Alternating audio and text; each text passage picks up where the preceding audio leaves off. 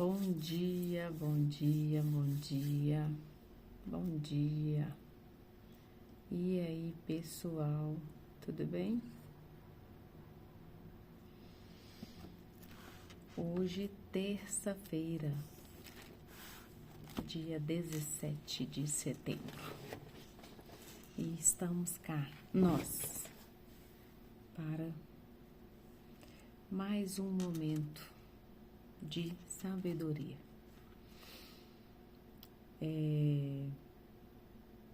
Nesse capítulo 17, ele sempre está nos lembrando e reforçando, né, gente?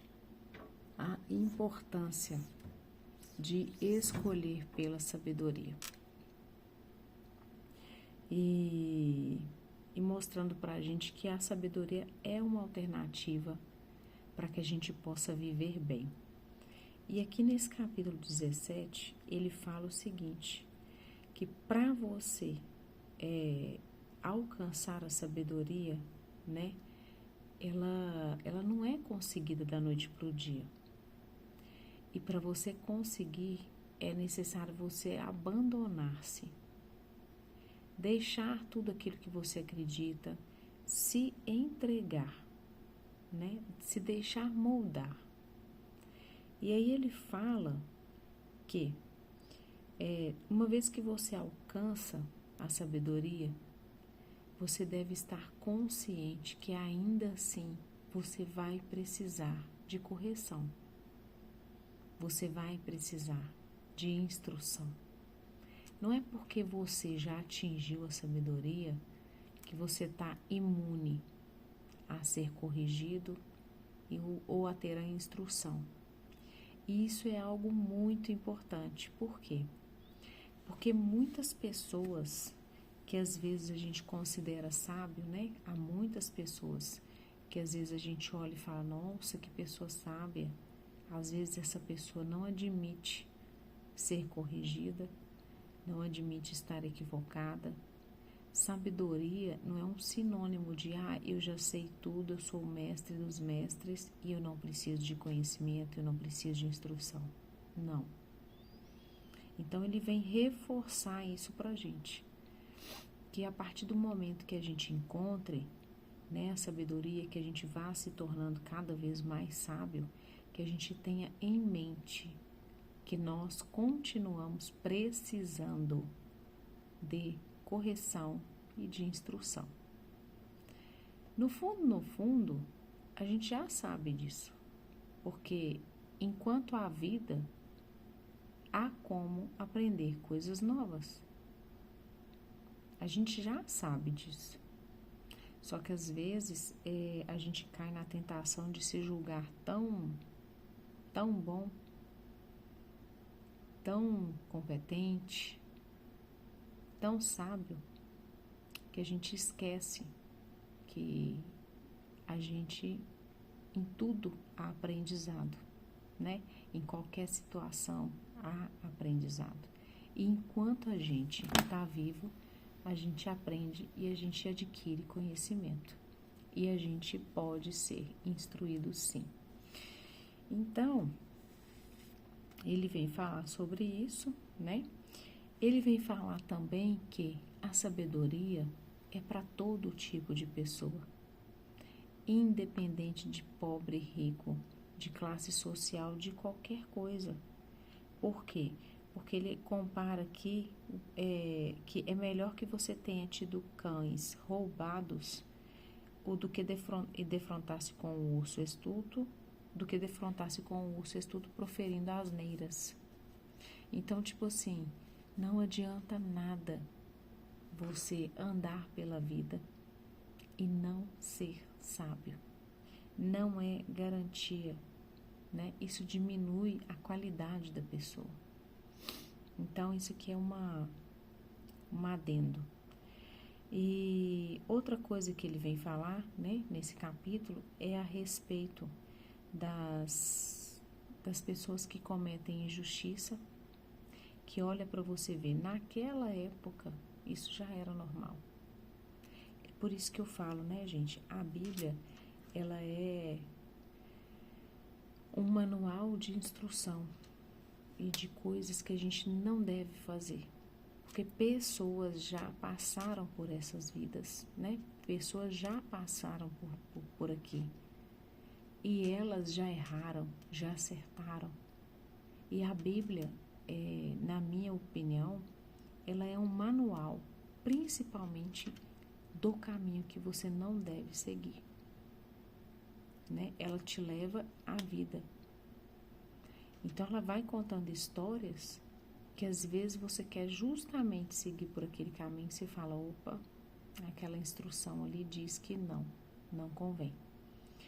E aí ele fala, né, a respeito da injustiça e daquelas pessoas que aceitam suborno, né, em razão, para dar razão àqueles que não têm razão, principalmente. Então, será que a Bíblia é tão desatualizada assim? Daquela época já existiam pessoas que aceitavam suborno para cometer uma injustiça, para dar uma razão a uma pessoa que não tem razão. Então, olha para você ver, né? A profundidade. Sai ano, entra ano, muda-se a época, mas tem coisas que é inerente. Na verdade, eu acho que é do ser humano, né? É a nossa mancha, né? Do pecado original, é a nossa tendência, a inclinação que a gente tem, natural, para procurar e valorizar, às vezes, mais a carne. E a gente esquece do espírito, né? Da alma. Esquece que a gente está aqui por algo muito maior. E outra coisa que ele fala é que a sabedoria não é algo que vem de momento e nos invade e fala, estou sábio, já sou sábio. Não. É necessário saber identificá-la. Às vezes ela está próxima da gente e a gente não identifica e a gente não adquire. E o insensato, embora tenha sabedoria do lado dele, ele não sabe distinguir. Então, esse é um alerta também, né? E que a gente não seja insensato, né? Para isso a gente está aqui todo dia fazendo essa leitura e empilhar. Então vamos lá.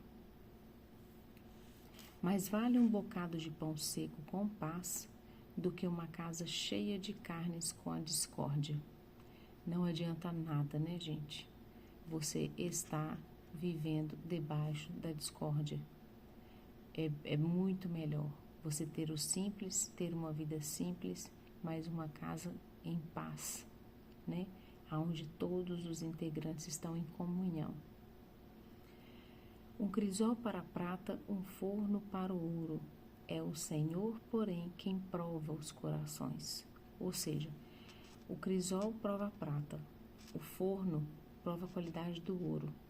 Mas é Deus, é o Senhor que prova o coração do homem. É Ele que conhece o nosso coração. É Ele que vai dizer das nossas intenções. É Ele que vai falar assim, não, realmente esse aqui é um servo bom e fiel. Nós seremos provados pelo Senhor. Ninguém mais, ninguém menos que o Senhor. Vocês estão preparados? Aquele que zomba do pobre insulta seu Criador. Quem ri de um infeliz não ficará impune. Tem pessoas, né, gente, que às vezes a gente tem que tomar cuidado, porque aqui fala muito do preguiçoso. E Paulo dizia, né, que todo trabalhador tem direito ao seu salário. E às vezes a gente confunde esse ajudar o próximo, né? A gente não pode ficar todo o tempo preocupado em ajudar uma pessoa que não se ajuda. O que eu quero dizer com isso? Isso é o que eu imagino, tá, gente? Tem gente que simplesmente não quer cuidar da sua vida. Não quer trabalhar, não quer correr atrás. Tem gente que sofre, mas tem. Tem os que são mais simples? Tem. Tem aqueles que precisam de ajuda para ter uma vida melhor? Tem. Então, é exatamente isso. Zombar do pobre, zombar daquele que claramente precisa de uma instrução, de um empurrãozinho. Às vezes é uma palavra que faz com que essa pessoa vire chave. Isso, o Criador abomina isso, né? Então, que a gente possa ter os olhos atentos ao infeliz que precisa da nossa ajuda, mas que a gente também tenha cuidado de identificar os porcos, para que a gente não fique atirando pérolas aos porcos. Porque tem gente que precisa buscar.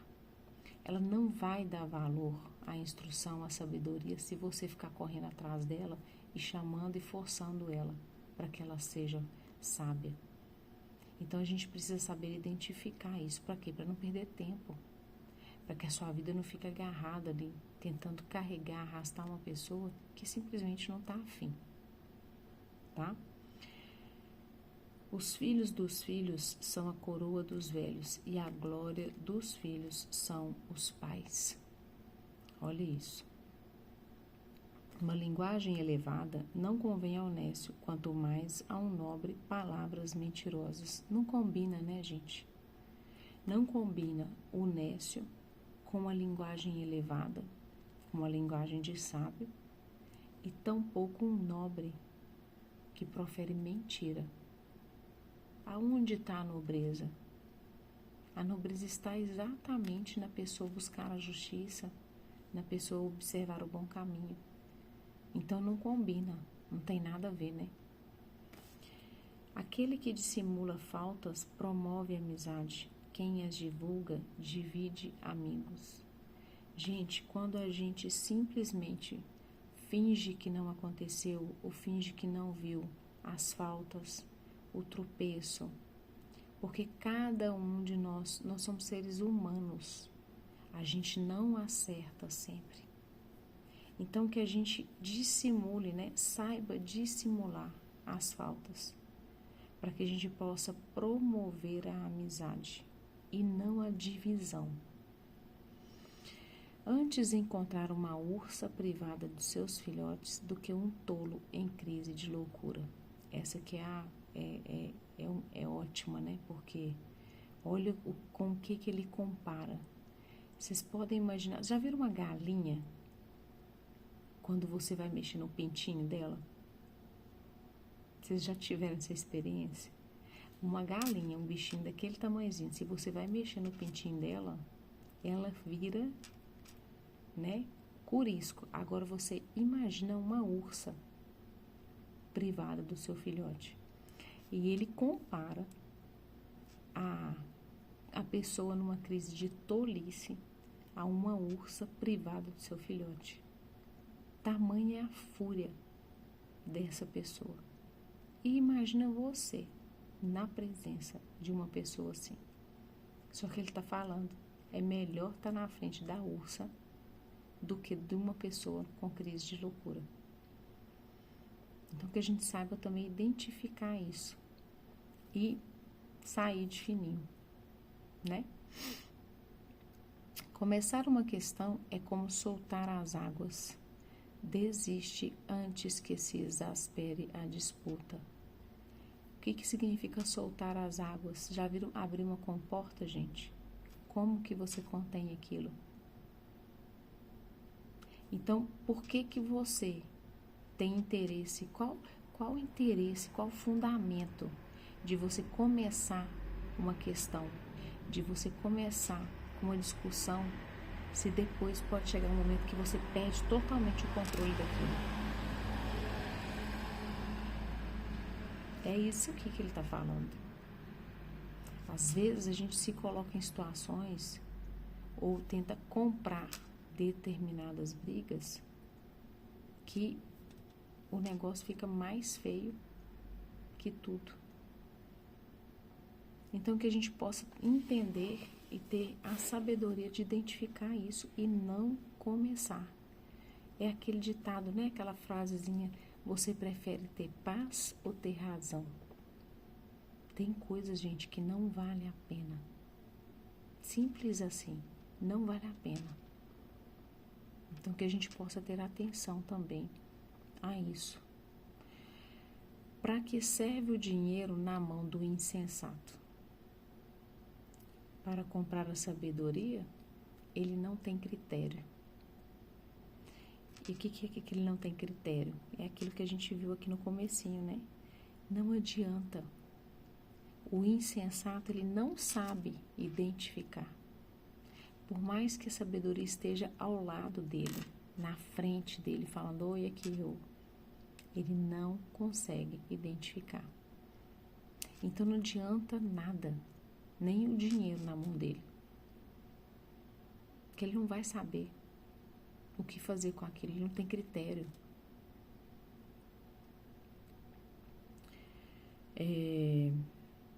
Aí ele vem falar aqui, o homem de coração falso não encontra felicidade. O de língua tortuosa cai na desgraça. Coração falso e língua tortuosa. Que o nosso coração seja puro, né, gente? Que o nosso coração seja um coração sincero. E que a nossa língua seja fonte de vida na vida dos outros. Não tem nada de bom para falar? Guarda a sua língua. Melhor não falar. Fica caladinho, né? Entender isso também. Coração alegre, bom remédio. Um espírito abatido seca os ossos. Uma vez eu ouvi uma coisa, eu acho que eu já até contei aqui no mês passado, né? Que a gente vai fazendo essa leitura sempre. Um cristão, gente, a maior característica do cristão, eu não sei se vocês sabem disso, é a alegria. Independente da situação que ele esteja vivendo, a maior característica de um cristão é a alegria. Porque a gente pauta nossa vida no Senhor, né? A minha esperança está no Senhor que fez o céu e a terra. Então eu não me deixo abater, eu não me desespero por qualquer coisa, eu não me desespero por qualquer privação ou por nenhuma privação, porque eu tenho fé e confiança que o Senhor está comigo. Então isso é algo muito importante, que a gente não permita que o coração da gente em momento algum seja triste. Isso é um contra-testemunho para as pessoas que convivem conosco. Como que você vai falar de Deus? Como que você vai falar do Senhor com a cara triste, de ombrinho caído? Eu falo assim, meu Deus, já viram uma pessoa que tá toda mal cuidada, com aquele cabelo todo, né? Vamos falar assim. Aí você fala assim, que shampoo que você usa, né? Mas pra que eu quero o meu cabelo ficar desse jeito? Pra que eu quero ser cristã? Pra eu andar nessa tristeza toda? Para as pessoas verem claramente que nem eu mesmo confio? Então, a maior característica do cristão é a alegria. Não sejam contra-testemunho para os seus irmãos, para o seu próximo. Observe isso. Nada de ombrinho caído. Não é nada que te abate. Porque a sua confiança está no Senhor. E a gente tem que ser alegre. Nós temos que ser testemunhas vivas do Deus vivo. Nós somos imagem e semelhança dele. Então, isso é o mais importante. O ímpio aceita um presente ocultamente para desviar a língua da justiça.